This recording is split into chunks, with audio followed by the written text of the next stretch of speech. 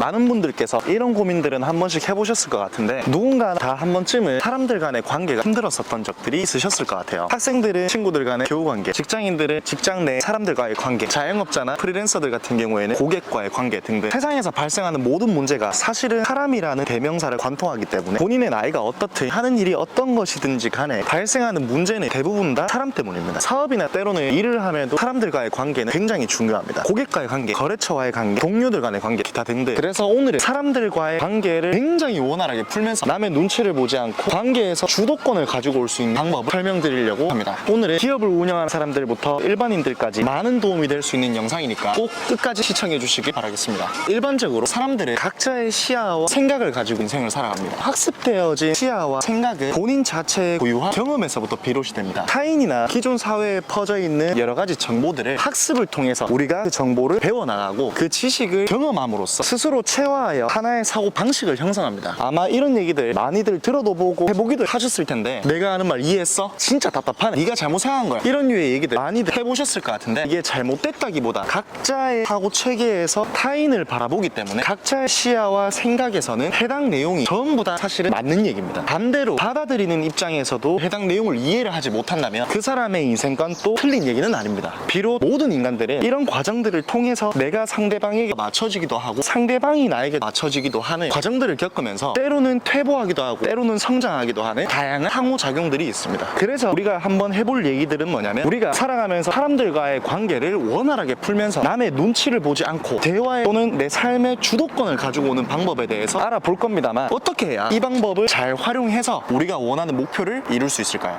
누군가에게는 웃기게 들릴 수 있겠지만 제가 드리고 싶은 답은 그냥 꼴리는 대로 살아라는 겁니다. 이 얘기를 들으면 누군가는 무슨 소리야? 뭔 개소리야? 라고 생각을 하실 수도 있으실 것 같은데, 또 누군가는 그럼 독불장군처럼 내가 그냥 하고 싶은 대로만 하고 살아라는 얘기야? 그렇게 이제 극단적인 얘기까지는 아니고, 우리 이제 곰곰이 한번 생각을 해봅시다. 여러분들은 대체 왜 사시고 계십니까? 그냥 부모님이 낳아줘서 그냥 살다 보니까 사는 건가요? 세상에 이제 딸 꽃 따는 사람들이 많아서 그냥 사는 대로 사시는 분들이 굉장히 많기는 한데, 저는 제 스스로 제가 사는 삶에 대한 정의를 내렸던 게 하나가 있어요. 그게 뭐냐면, 내가 원하는 것들 모든 것들을 다 해보고 죽는 거, 이게 제가 지금 살아가고 있는 삶이라고 스스로에게 정의를 내렸습니다. 저는 지금 제가 만든 이 기업이 전 세계에 있는 모든 사람들이 알 수 있는 기업을 만드는 게 제가 원하는 목표고, 거기에 맞춰서 여러 가지 시도들을 하면서 현재 지금 살아가고 있어요. 이 영상을 시청하고 계시는 시청자분들은 인생에 대한 목표를 어떻게 정하셨는지 저는 참 궁금하기는 한데, 사실 우리는 지금 또 물론 본인들은 아니라고 생각을 하실 수도 있겠지만 각자가 원하는 대로 전부 다 이미 살고 있습니다. 원하는 대로 살지 않고 있다고 스스로가 착각하고 있을 뿐이죠. 제가 예시를 구체적으로 한번 들어보겠습니다. 잘 한번 좀 생각을 해보십시오. 우리 어렸을 적을 예시로 한번 삼아 보시죠. 학교를 다니고 있는 학생입니다. 반 친구들이 전부 다 수십만 원짜리 패딩을 입고 다니는 거예요. 그래서 그게 너무 부러워. 친구들 사이에서 얘기가 계속 돌아서 그 패딩을 사서 입지 않으면 친구들 사이에서 딸을 당할 것 같아. 그래서 엄마한테 80만 원짜리 패딩을 사달라고 얘기를 했어요. 엄마가 거절했어.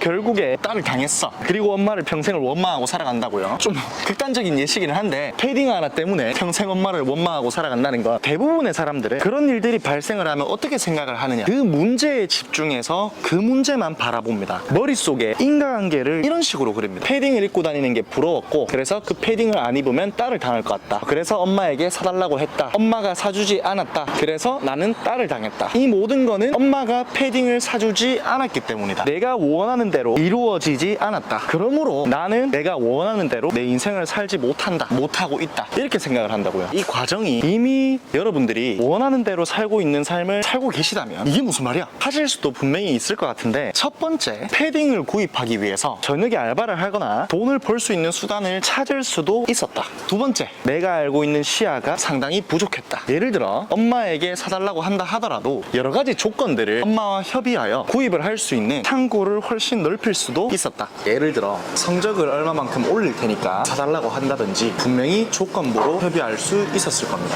세 번째, 여러분이 그만큼 사고자 하는 열의가 부족했다고 보는 게 맞습니다. 엄마에게 한두 번 또는 몇 번 정도 얘기하고 말 정도밖에 열의가 없었다. 간절히 사고 싶은 열의가 없었다. 더 한번 나열을 해볼까요? 이미 그 패딩을 못 사게 됐었을 때는 여러분 스스로가 그 패딩을 못 산다고 포기했고, 포기한 대로 움직여진 것 뿐일 겁니다. 이미 포기하겠다는 사실 자체가 이루어진 겁니다. 대부분의 사람들은 아까 예시처럼 감정 포기 살짝 왔다 갔다 할 수는 있지만 이루어지지가 않아서, 달성이 되지 않아서 포기를 하는 게 아니라 원하는 것을 이루기 위해서 열정을 쏟아부을 만큼의 열의가 열의가 없는 것일 수도 있고 그만큼의 열정과 열의가 없으니까 포기한 그대로가 이루어진 겁니다. 전 세계에서 굉장히 유명한 베스트셀러가 하나 있었는데 죽음의 수용소라는 책이 있었거든요. 그 책의 전반적인 내용은 이런 내용이에요. 2차 세계대전 때 나치 수용소에 있었던 인물에 대한 이야기인데 죽을 수도 있는 여러 상황 속에서도 스스로 목숨을 끊을 권리는 나에게 있었다 라는 게 핵심입니다. 쉽게 얘기하면 여러 사람들이 가스실에서 죽어나가고 굶어 죽고 병들어서 죽어나가는 이런 상황 속에서도 내가 벽에 부딪혀서 자살을 한다라든가 혀 깨물고 죽는다라든가 이런 권리들은 나에게 있는 거라는 얘기입니다. 이런 극단적인 상황 속에서도 죽는 것에 대한 권리는 나한테 있다고 얘기를 하는데 또 스스로가 모든 것들을 선택하는 것이라 얘기를 하는데 여러분들이 살아가는 삶에서 모든 선택에 대한 결정을 사실 어디에서 여러 얘기들이 들려와도 어떤 상황들이 있어도 결국은 타인이 나를 강제하지 못하고 내가 나 스스로 결정을 내린다는 겁니다. 누군가의 조언을 들어서 투자를 할 때도 오!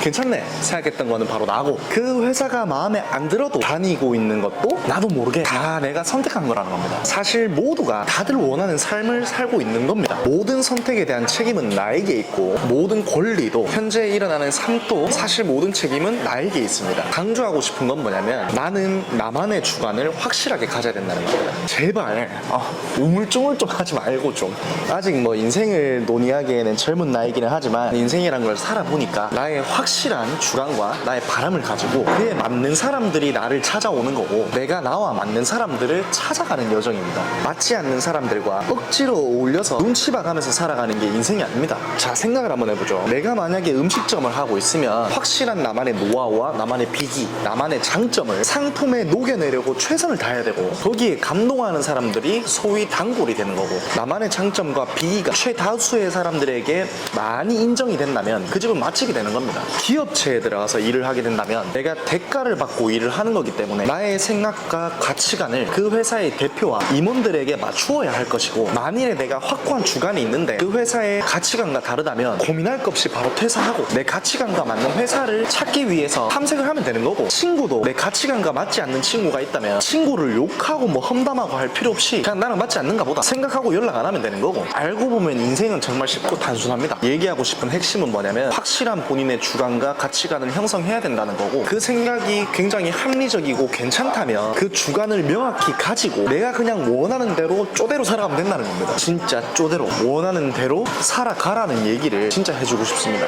어차피 지금 또 다들 본인이 원하는 대로 인생은 살아가시고 계세요. 저 역시도 마찬가지로 제가 원하는 바들을 이루기 위해서 계속해서 달려나가고 있는 중이고 제 꿈에 감동하는 사람들이 하나 둘씩 모여서 함께 일을 해나가고 있는 중입니다. 내가 내 인생의 주인공이 될 때 비로소 사람들과의 관계를 원활하게 풀면서 남 눈치 보지 않고 주도권을 가지고 올 수 있는 방법이 이루어질 겁니다.